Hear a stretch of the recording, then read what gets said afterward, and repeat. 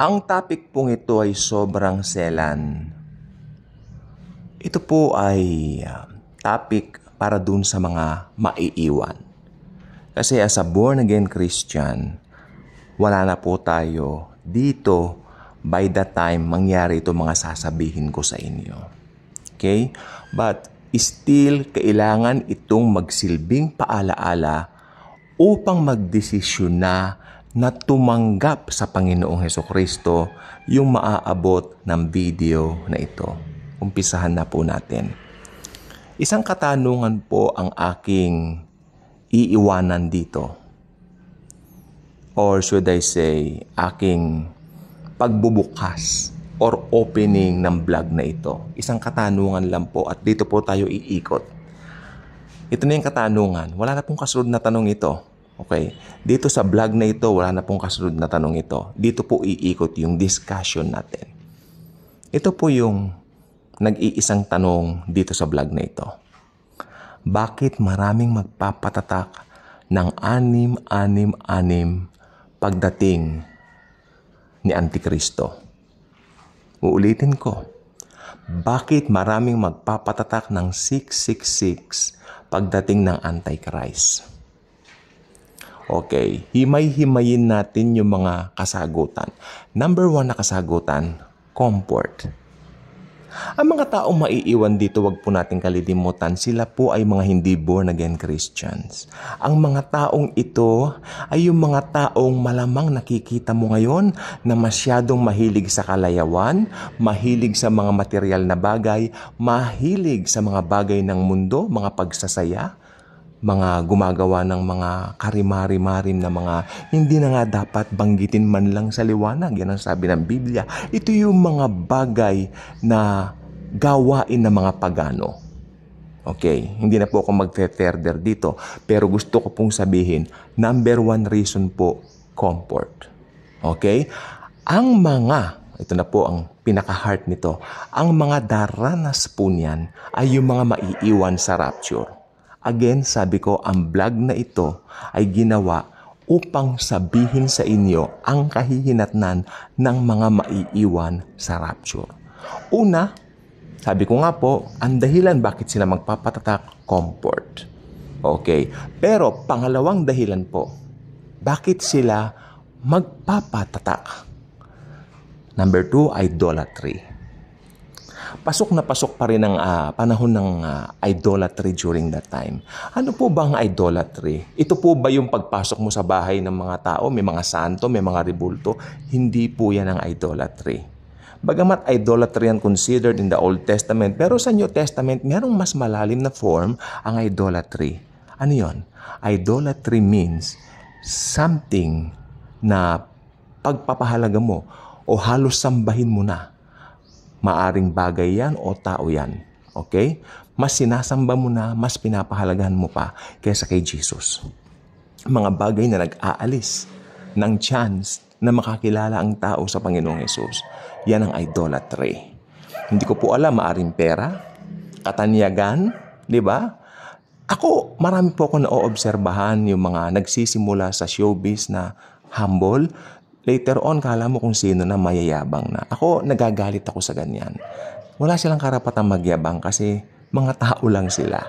And then, makikita mo yung kanilang downfall, ganun po. Isa pong sikat na artista sa Amerika, homeless po siya dati, no naming names. You know what? Dito po sa ating vlog, walang naming names. Actress po siya. Sikat na sikat yung pelikula niya. In fact, ito yung clue ko. Yung pelikula po niya, trilogy. Ibig sabihin, sunod-sunod po siya. Late 70s, pinalabas. O tama na po, baka mabuking na po kung sino. Yung bidang babae po dito, homeless po siya nung bata siya.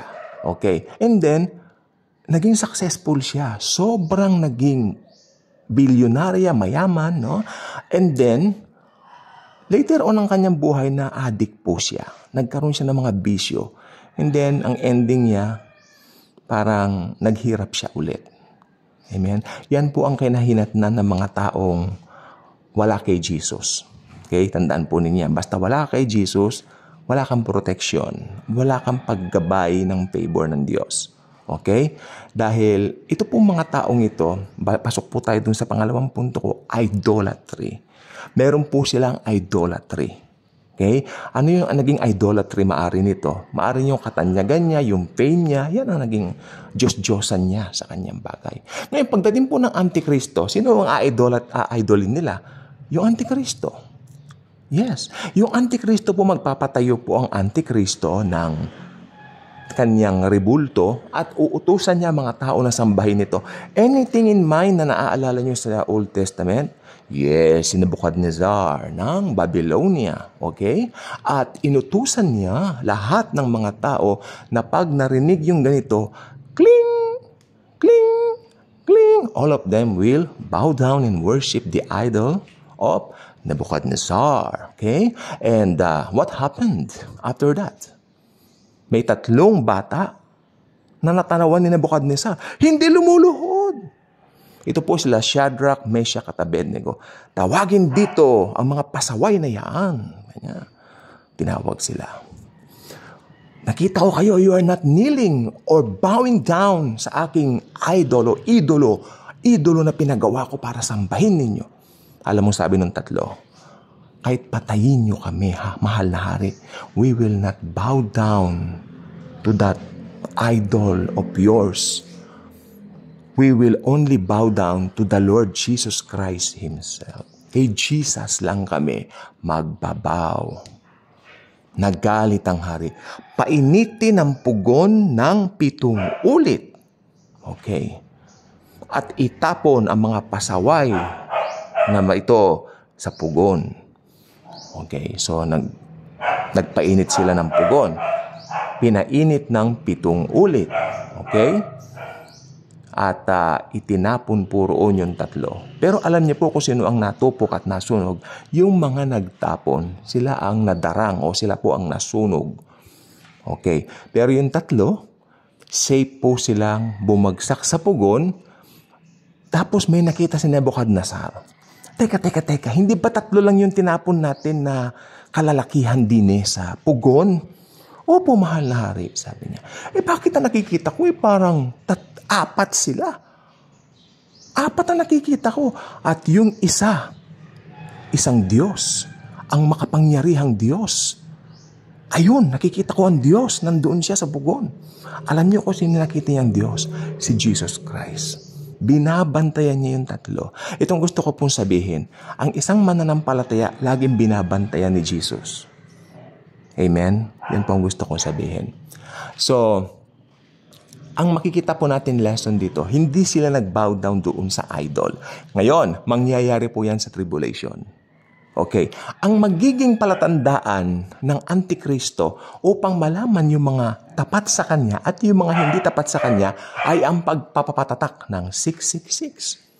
Ito po ay isang microchips na ituturok sa mga kamay ng mga tao. Alam natin yan ngayon, sa panahon po natin yan. Pumupunta po tayo sa mga department stores, hindi po ba? O alam naman natin kung bibili tayo ng mga gamit, magpapa-scan na lang tayo at ayan na yung binili natin, babayaran na lang natin sa mga kahera, di ba? Okay, ganun din po yon. So pagpasok mo sa mall, halimbawa during that time, para makabili ka, kailangan meron kang microchips na nakatatak sa'yo.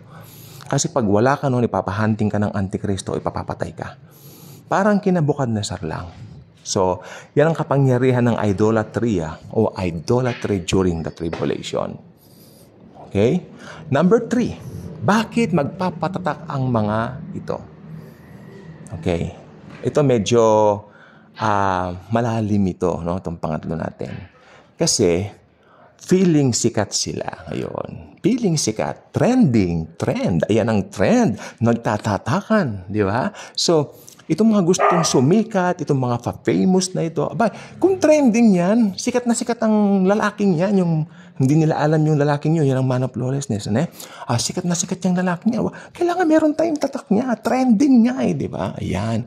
Pa-famous. Number 3 sagot, pa-famous. Gustong sumikat. Ayan. Pero hindi nila alam, nakuha na sila ng kapahamakan. Alam po ninyo, gusto ko sabihin sa inyo, yung mga natatakan ng 666, wala nang pag-asang maligtas yan.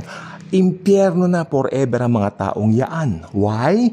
Dahil yung chance nila, napakawalan na nila, wala ng pag-asa. Nung naiwan po sila sa rapture, actually meron pa po silang chance to, to be saved sa pamamagitan ng pagpapapugot ng ulo. Kasi sabi ng Biblia, without the shedding of blood, there will be no remission for all of your sins. Pero kasi during the tribulation, iba na po ang paraan ng salvation. Sa tribulation po, kung gusto mong maligtas, kailangan you have faith in Jesus plus kailangan mabubo ang sarili mong dugo. Kasi hindi na po pwede roon yung dugo ni Jesus kasi ala na po yun eh. Tapos na po ang church age. Ang effectivity po ng dugo po ni Jesus, ngayon lang pong church age. Okay? So, pagdating po ng tribulation, goodbye na po doon sa ganong covenant. Sapagkat ang covenant noon, you have to put your faith in Jesus, namatay siya sa cross, plus yung dugo na kailangan mabubo, dugo mo na yon. Kailangan ka magpapugot. Without the shedding of blood, there will be no remission for all of your sins. So, yan po. Okay? So, ayan po ang tatlong kadahilanan bakit sila magpapatatak. Pero ang ending po niyan, destruction. Okay? Yan po.